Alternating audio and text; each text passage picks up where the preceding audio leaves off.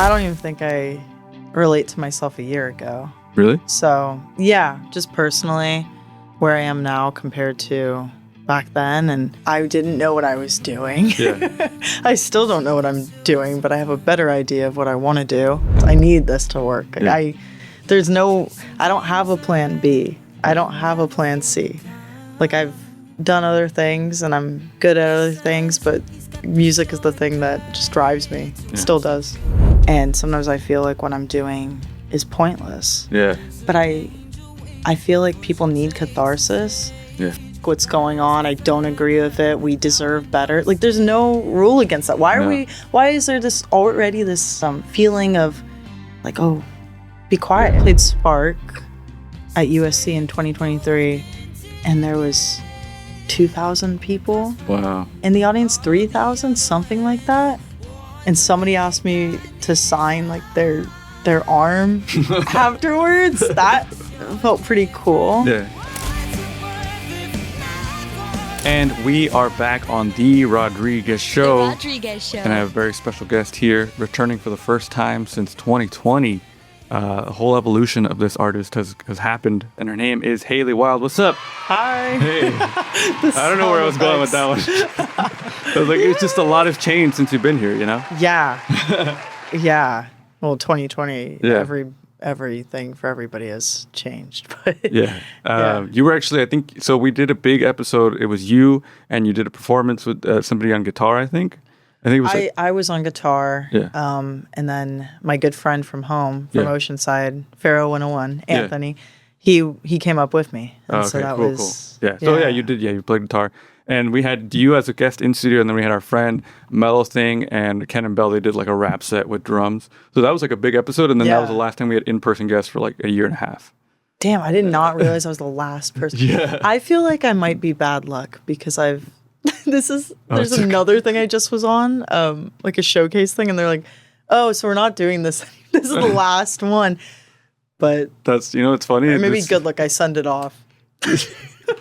So 2020, it was a big year for a lot of us, obviously for the main reason. But since then, a lot has happened. You moved from San Diego because we talked a lot about the San Diego music scene. And then you moved to LA. Yeah. But how have you been since all that happened? I mean, obviously the pandemic was one thing, but Ooh, that's a heavy question. a lot of change. I don't even think I relate to myself a year ago. Really? So, yeah, just personally, where I am now compared to back then. And God, let me put myself in the mindset of 19-year-old Hailey. I didn't know what I was doing. Yeah. I still don't know what I'm doing, but I have a better idea of what I want to do. Nice. I was doing, more like synth pop with like a hip hop slant to it. Still love that stuff. Not what I made, but but that genre. Yeah. I was big into Lana Del Rey. Yeah. So that I still feel like that rubs off on my music, but especially back then. And then moved up to LA, went to school, went to USC for songwriting Okay. and pop performance, which was life-changing. And I think that's what made me want to be more of a live musician and see Gotcha. myself as that. I always loved performing live, but I never thought of myself as a rock artist.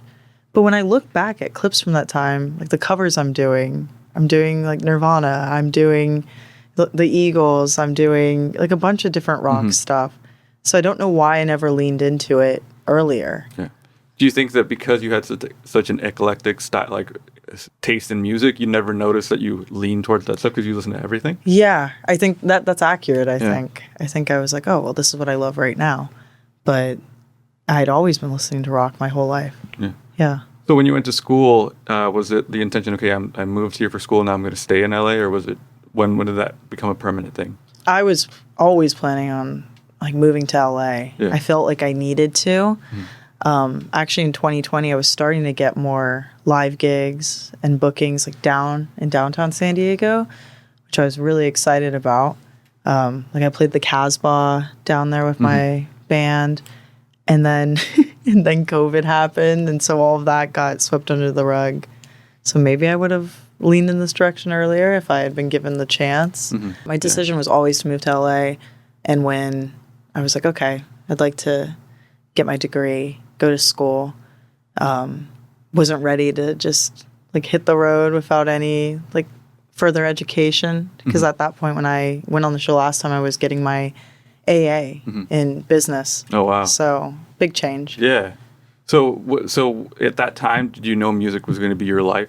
Or yeah, that's always been, like, it still is the one thing that I know I want to do. This, I need this to work. Like, I don't have a plan B. I don't have a plan C. Like, I've done other things and I'm good at other things, but music is the thing that just drives me. It still does. No, I can understand the feeling. It's just like, no matter what, you're still doing it. I mean, you get it, because this has been running. You were just telling me before we went on, years, 11 years, which is crazy. So yeah, and it's a matter of like, that's what I tell people too that join the team. I'm like, for a long time, this is going to be just for the love of doing it. Yeah. Because it's not going to pay off for a while. I mean, it's a creative outlet, you know? Yeah. Some people get lucky and they have the skill and right away they get picked up. Yeah. But some people, they just have to build and you'll get there, you know? And thanks. I see the work that you've been putting in, and we'll talk about the EP, which is amazing. Thank you. Thank you. I listened to it again yesterday preparing for this, and I was like, man, this is such a solid body of work. Oh, thanks. And we'll get into that. But so you're in LA, you're living there. Was there anything that surprised you about living in LA? I think the stereotypes are kind of true. Yeah. Like, a lot of people who kind of are lost and fake and money hungry, and people who will try to screw you over. I really haven't been screwed over, knock on wood. But that everybody's heard it. Yeah. Everybody knows it. That is not surprising. Things that surprised me, I guess, that I was able to find like my group of people fairly quickly. And I actually am really glad I went to USC for that, because I think that really laid the groundwork, and I'm still making friends to this day. Yeah. And that there are people who are loyal. So just as much as there's like people who are super fake and phony, there's a lot of people who like have your back when you need them to. Well, I think community is really important, right? No matter where you are. Oh, especially right now. Yeah. Yeah. I'm actually trying to get together a show. I'd love to do a showcase and like have all the funds go to anti-ice, work. So community is insanely important right now. Oh, yeah. I mean, and anything we can do to have, like, that's the thing about, like, it's not more than just reposting and saying, like, oh, I'm against this. It's taking action and doing what you can, you know? Yeah. And I think that's really important. Yeah. I agree. So comparing the music scene that you had in SD versus LA, like, what differences? Obviously, it's very different, but like, I think SD, love it, just was a bit more disjointed. I'm kind of a bit outside of it now, so I don't want to speak to it now. Yeah. But back then, I just never felt like I met people who I really clicked with, other than Anthony, honestly, who I'm still friends with him. He's awesome. So yeah, shout out to him. He came out to the Oceanside stop on the tour. Nice. And yeah, I still wish him the best. And I think he's still releasing music and pushing his stuff. Yeah. So there's some people who are very driven there, but I think there's a lot more people who, oh, this is fun. And so it's nice in LA to kind of have access to more people who have the same mindset as I do. Like career this driven. Is ride or die. This is what I'm doing. Yeah, nothing else. But how was the tour? It was good. Yeah. It was good. Definitely playing to, at the moment, I'll be completely frank, like some empty rooms and stuff. But it was awesome. Like, and you came out to the last stop in San Pedro. Yeah, I had to. I mean, I was out of town for the Anaheim one, and I was like, I have to be there because I heard the EP, and I was like, I have to see this live. Yeah, is San Pedro closer or Anaheim closer? Anaheim's super close. Okay. I was scared driving across. You know, I have to cross like the pier in Long Beach. Well, from my side, I have to cross like a bridge to get, and I was so scared crossing that bridge. Oh, I know what bridge you're talking about. I forget what it's called. Yeah, I don't know either, but I was just like, man, I forgot that I had to do this, but it was worth it for the show. Yeah, and the venue is sick. The Sardine is really cool. I want to be back, and it was awesome. And it was really cool because a lot of people came because they just wanted to catch the end of it who couldn't make it to the one in LA or any of the other stops. And so people drove like an hour to come see me, which was awesome. So I appreciate you and everybody who made the drive. Yeah, and then you gave us a great like hour-long set, and your opener was great too. So Thank it was definitely you. worth the show. Like you really put everything you have into a live show. Thank you. Shout out to Aiden. Yeah, Aiden Black. And that's one of the things I want to get into was her set was more like 80s hard rock covers, which I felt like was more of the stuff that influenced your older stuff. Really? That's kind of the vibe I got. Yeah. And then yours was more like grunge 90s, like kind of influenced. And I just saw the evolution. Did you like do that on purpose with Aiden Black? Or just kind of happened? No, she's just one of the best vocalists I know. Yeah. Like personally, we went to school together and she's insane. So no, I didn't do that on purpose. Yeah. Like I wasn't trying to be like, oh, this is who I used to be. No, Aiden's her own thing and she's great and she's dropping music. So check her out. I think she has another thing on the way that she's teasing. I'm always like, please let me know what you're doing. Let me know where the shows are. Let me know. And she does backgrounds for me a lot of the time. But yeah, I'm glad you liked the combination. Yeah. No, and shout out to her. Definitely her own style. Not saying that. Didn't mean to imply that. Oh no, I know. I just mean like it was such a good like one style into another. Like it was a great set. Thank you. So speaking of your set though, obviously some great original music from the EP, but you have a lot of covers in there. Rage Against the Machine, Mannequin Pussy, which were really great. Like I hadn't not heard that song, the Mannequin Pussy song, and you put me onto that song, and it was great to hear it live for the first time in general, and then to go back and you capture the energy of that record, and it was really great. Oh, I've Got Heaven. That's the album. Oh yes, it's amazing. Yeah. Like I discovered them. I didn't discover shit. They've already been pretty big, but 2024, like summer, and it's like that album has really influenced me because it's got softer stuff. Pop ballads almost, and then it's really heavy crap like Loud Bark, which is the cover we did. So. Yeah, it reminds me a lot of like the grunge, like soft and loud, where it's like the soft verses and the loud choruses, which I feel like, I mean, obviously Nirvana, but like a lot of people do it so well. Like the song builds on itself, and I feel like that happens a lot in the EP as well. Thank you for noticing that. Yeah. Sorry, I just could have said that. And then Rage Against the Machine. How does that feel to perform Rage Against the Machine song live? With everything going on in the world, do you let out your anger? Yes, I fucking love Rage Against the Machine. I've tagged them in so many things, and I know like Tom is more online, but Zach De La Rocha, he's like not really online, and I think he avoids it. If I had the chance to meet either of them, anybody in Rage, I would freaking lose it. I had somebody comment something recently on like something unrelated, not on like one of the videos of me covering them, that was like, you should like write something like Rage Against the Machine. And or like, why haven't you? And I'm like, I'm working on stuff. But for now, I love covering them. Like the next gig I do down in San Diego, I'm going to do Testify, which is one I haven't covered before. But it's very on the nose right now, just about like genocide and murder in pursuit of oil and power. And I love their lyrics. I love how in their face they are, and the music is also sick. So that combo is very powerful. I mean, even the hard part about it, it makes you even angrier realizing that they had the same problems 20 years ago when those songs were made, and we're still in the same situation. If not worse. Because now we're fighting like on all fronts. I just went to the No Kings protest yesterday, and I was talking to some of the organizers, and it's like we have AI, we have ICE, we have, which all these things were, a lot of them were more under the surface back in the 90s. Obviously, I didn't live through it, but this is my understanding. And there was this era of wanting to still say, oh, we're doing this for people's freedoms and stuff. And they're still claiming that, right, in Iran, but also Trump has just straight up said, like, oh, we're getting oil. Like, we want the oil fields. It's more blatant. So, they're just it's like kind of fucking in your face. And exactly. It's insane. So it is frustrating, but I still have hope.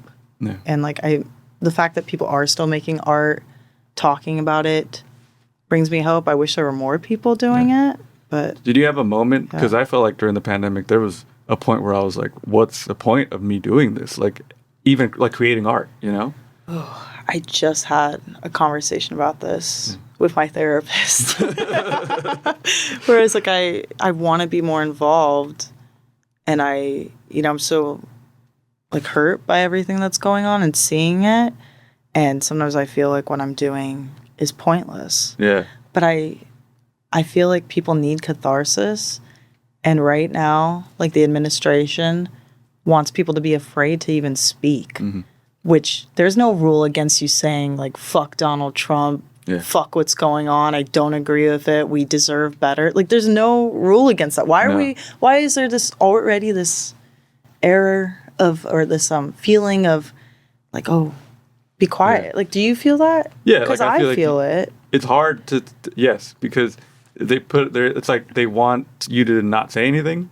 And before, it was funny because before, let's say between Trump or whatever, or even before he was president, there was you can't say anything anymore. And people used to say that like on the left or the right, they'd be like, oh, people are so sensitive. But now I feel like as a person that has the opposing point of view, I can't speak up because there's retaliation, right? Yeah. And now they want to use ICE to like not go after people who, are immigrants, but people who like are trans and people who like there's been threats of like people who disagree using ICE. It's like it's Gestapo and it's fucking ridiculous. So I just think with art, the more people are speaking up and you get to use like the awesomeness of rock and it's just so badass or rap or hip hop or like whatever. Like music's just so compelling. Like that's powerful. And so we shouldn't just like cower right away. And I'm writing stuff, but I'm a perfectionist, so it takes me a while to get things out. Yeah. It takes time. Yeah, and that's the thing. It's like at the end of the day, like us creating art, whatever art it is, like your music, mine's like creating podcasts and stuff like that. Yeah. But whatever it is, it's a way of succeeding and doing the opposite of what they want. They want us to just be scared and not do anything and just give up. Exactly. Like every day we get in front of the microphone, we're doing something, Yeah. So I wanted to talk about the EP, the Hailey Wild EP. Could you consider this your debut EP? Yeah. Okay. Yeah. So what went into the mindset of making this the debut EP? Like, I'm ready to do this. I just was like, I need to get shit out. It's been, I think even when I came on here the first time, I was in the works of an EP that I never released for good reason.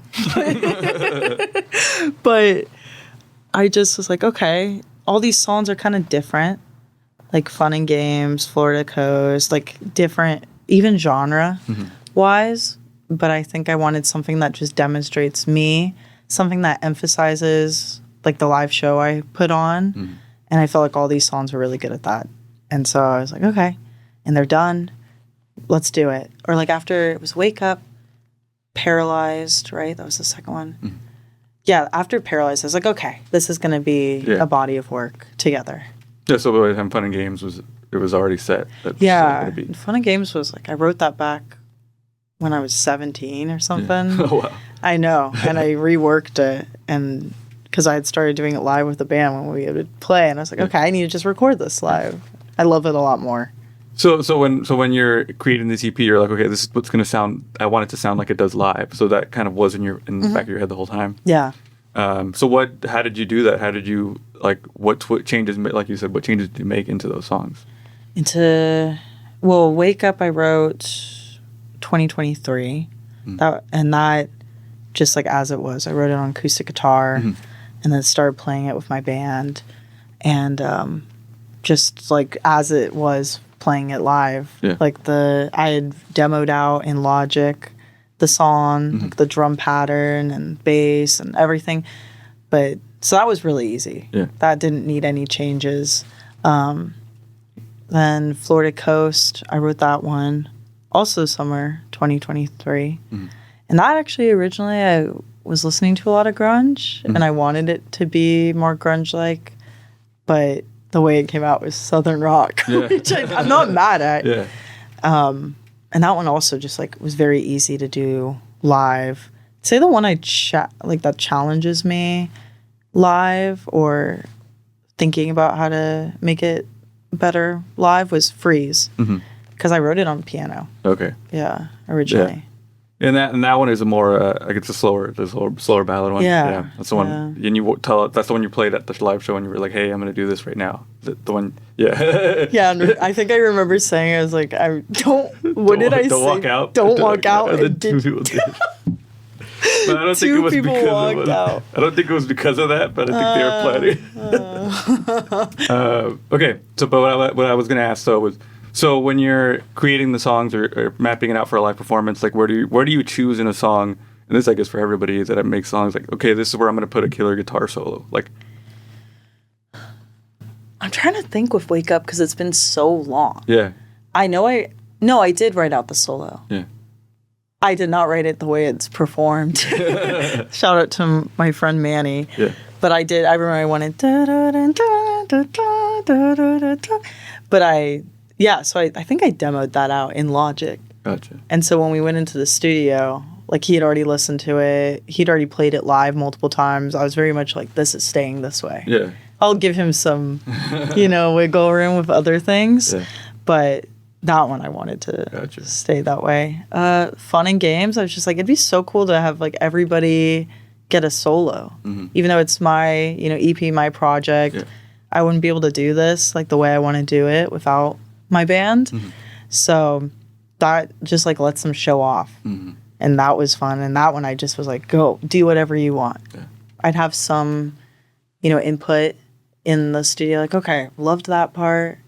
Could we do something more like that? Mm.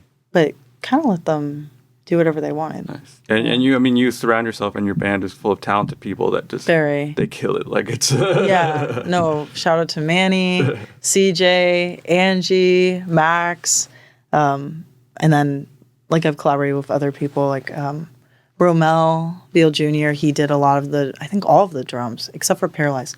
Mm. That was Lily Joyce. So a lot of people that I met at school. Yeah. That's awesome. I mean, the ability to have so many people at your reach that are that talented. Yeah. It creates such a great show. I wanted to talk more about the lyrical content now on the project. Yeah. So Florida Coast, very personal record. You said you had written it a while ago. Yeah. So this was just what made you decide? Okay, I'm going to put this on this project. Was it just because you said you wanted to highlight the live show? But I guess another way to describe the EP is I feel like it's a coming of age kind of EP. Like a lot of the songs are very personal. All of them. Like all of them are from actual experiences. I was thinking about it, and there's not a song on there about, a relationship or love. It's just like life events. Mm-hmm. And so, of course, I felt like I had to include my mom on that. Yeah. Yeah. And even though, like you said, it's not about a relationship, there are experiences that they're so personal to you, but a lot of people can relate. Yeah. So that's where it's like, okay, like even though my mom's still around, I can still relate to the idea of like my dad not being around, stuff like that. I'm sorry. Yeah. It's just people connect with songs in different ways, and that one really hit. Like really. Yeah, that one.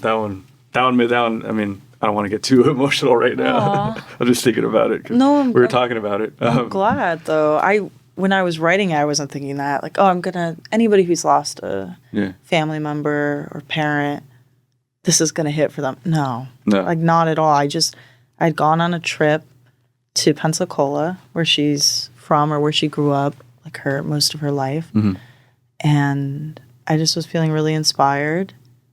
And I went home to my parents' place, and I just sat on the floor, and I remember just starting to play. Mm-hmm. And it was one of those songs that just came out of me. Yeah. It wasn't, like, I didn't think about it. I didn't think about going in. I need to write a song about my mom. Yeah. I had for like a while attempted to write a song about her.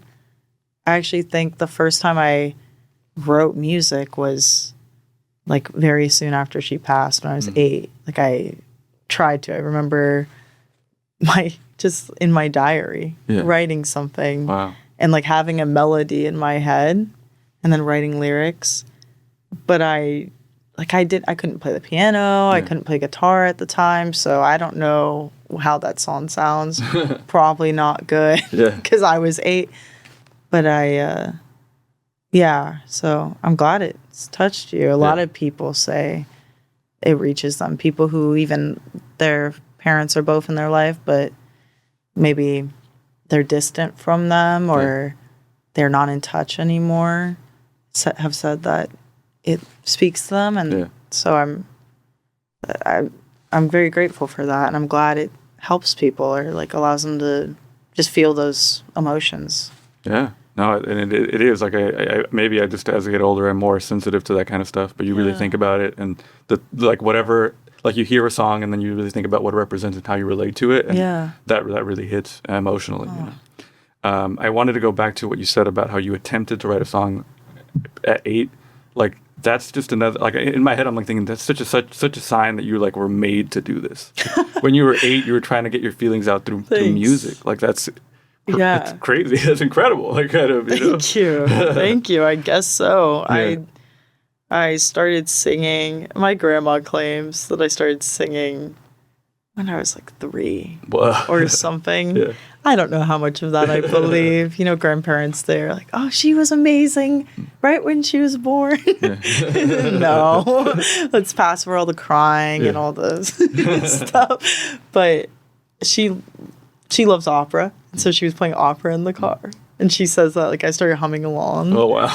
But to opera. Yeah, which I was classically trained at first. I took classical lessons because that's what, like, my grandparents wanted me to do. And I still am very, like, appreciative for them doing that, even though it was never my bag. Your thing. Yeah. So one thing I wanted to talk about, because of the lyrics, because they're so personal to you, when you're performing these songs live, like, how does it feel? Which song? I mean, any song that is like maybe Florida Coast because of what it touches on, or any experience that you had through the music of the EP. Like when you think about it live, like do you take yourself back to that time? Yeah, I do. Yeah. And I don't know. I've also thought about this. Ruminating. Is this like healthy? Yeah. For me? But I try to. Like, I'll be there for, however long the song is, like 5 minutes. And then I do feel like it's worth it, even if it's painful. Yeah. Because people will come up to me afterwards, especially about Florida Coast and Freeze, which are the most personal and intimate songs on the EP. So, it does take me back there. Yeah. It is difficult. I remember in practice, I was just having, like, a rough day.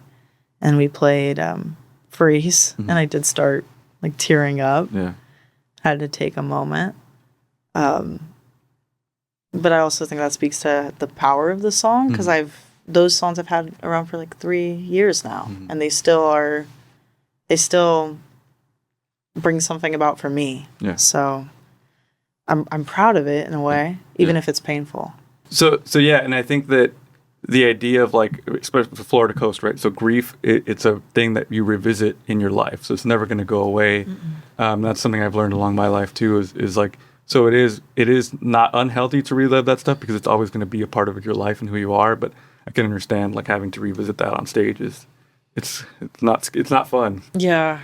Could you tell? Or could you see it? You could see the emotion in the song. I wouldn't say it's to the point, like, you could see it in a way where it's like, oh, you feel the song. Yeah. I wouldn't, as a person, feel uncomfortable with that. I would feel like, wow, this is something you feel passionately about because you should, because it's your experience, Yeah. So I think it's good. I mean, I think it's, you really want the artist to feel what they're, not feel it, but like feel the emotions of the song. And it really captures the audience as well. Yeah, I'm glad it doesn't feel like, oh God, I just walked in on a therapy session and she's breaking down. But I'm glad you can feel it. I'm glad it's touched you, and Do you have a favorite track? No, that's all of them. Oh, my voice cracked because I'm lying. I go between Wake Up and Florida Coast. Gotcha. And I just sound egotistical. And Freeze. I feel like those are the 3 strongest. Freeze, I don't know if I'll ever make something like that because I'm going in a heavier direction. I feel like Wake Up is my favorite overall, just like storyline, lyrics, like sound and feel. So, and it's one of the more fun ones to do live. Yeah, I mean, that's a great song too. Thank you. So Thank you. Now in the process of writing new music, do you put yourself, do you write something and you're like, oh, maybe I shouldn't have written this, or maybe I'm gonna, and still, do you feel uncomfortable with your lyrics still sometimes? Yeah, all the time. Yeah. A lot of times we'll just like I'll often do when I'm driving and thinking about something.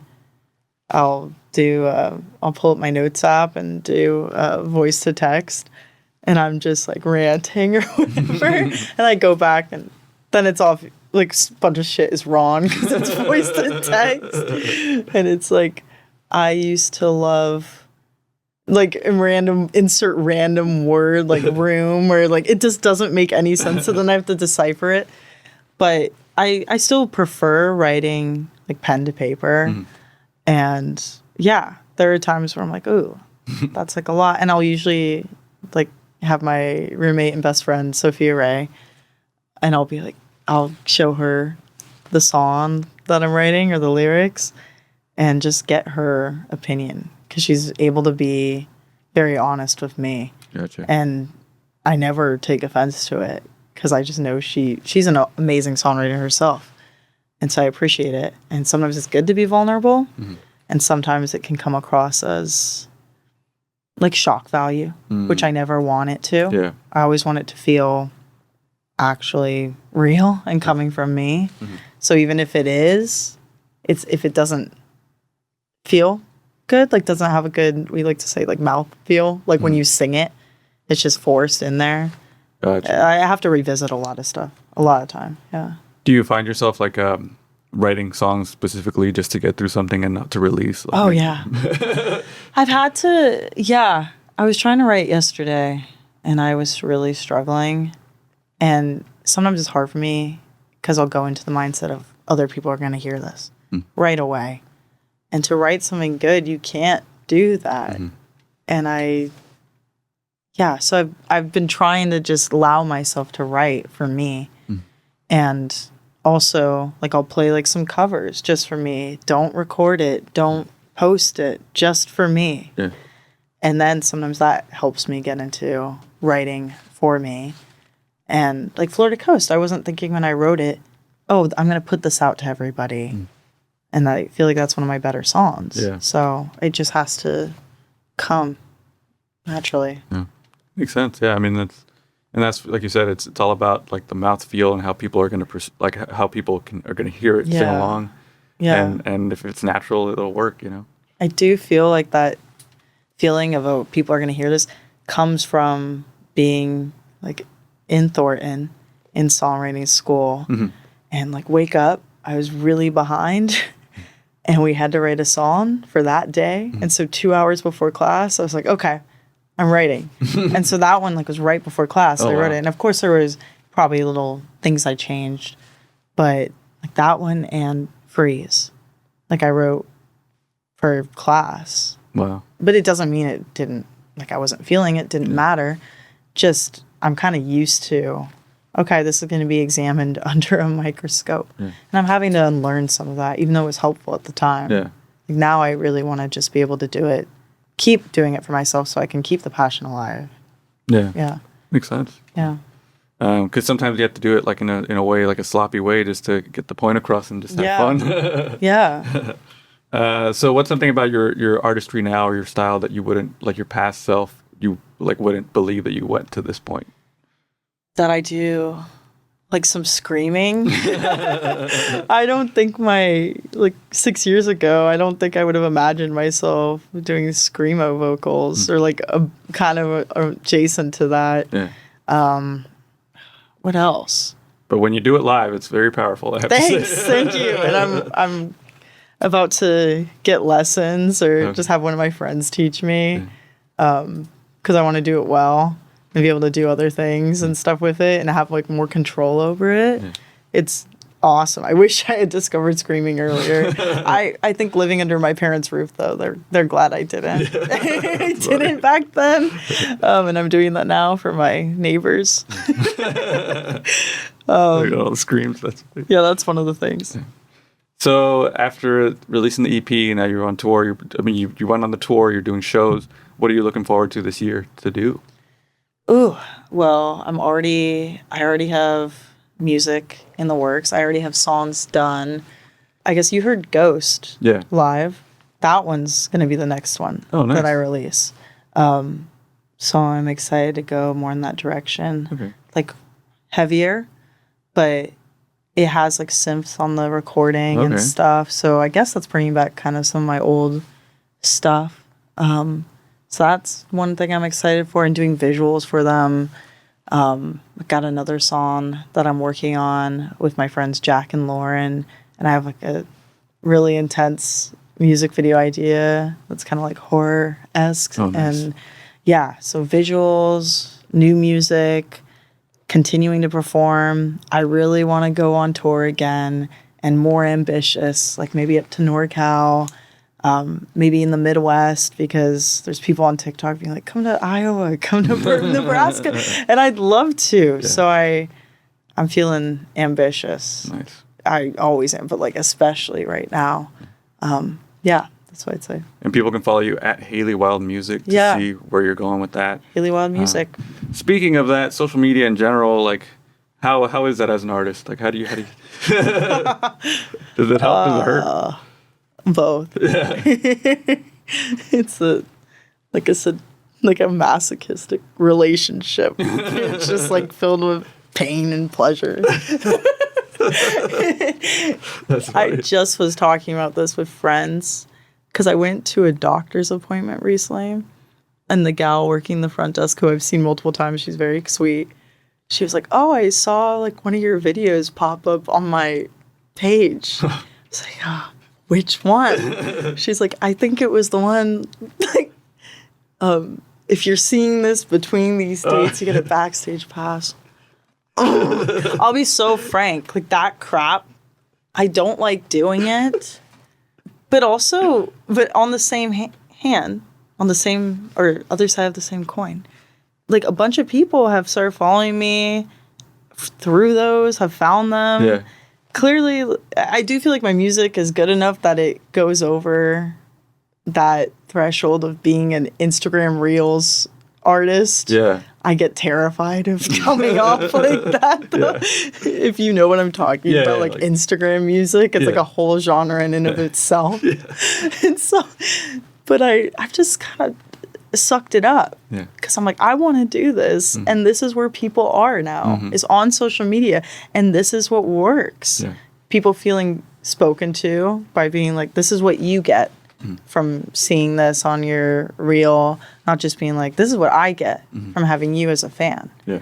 So, yeah, it's kind of I try to do that, but also like other stuff like posting covers that I love or posting clips of me performing.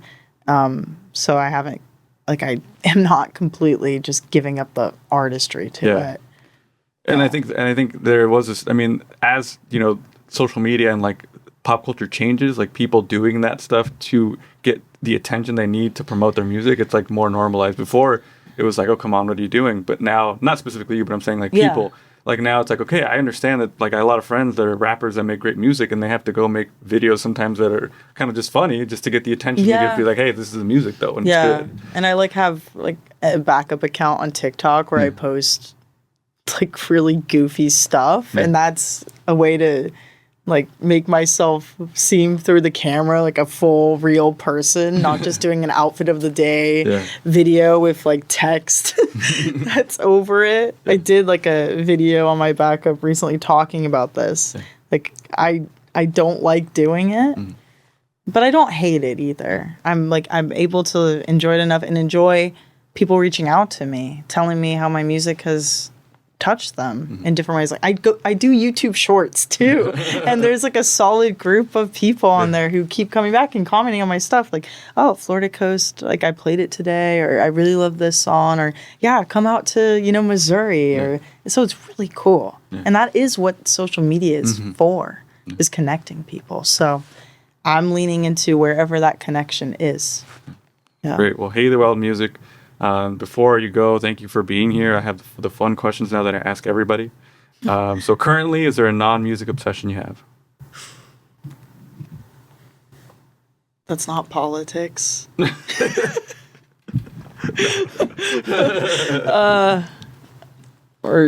not political anymore, but I love making jewelry. Okay. Like I made this. I haven't done it as much in a while. I'm genuinely trying to think.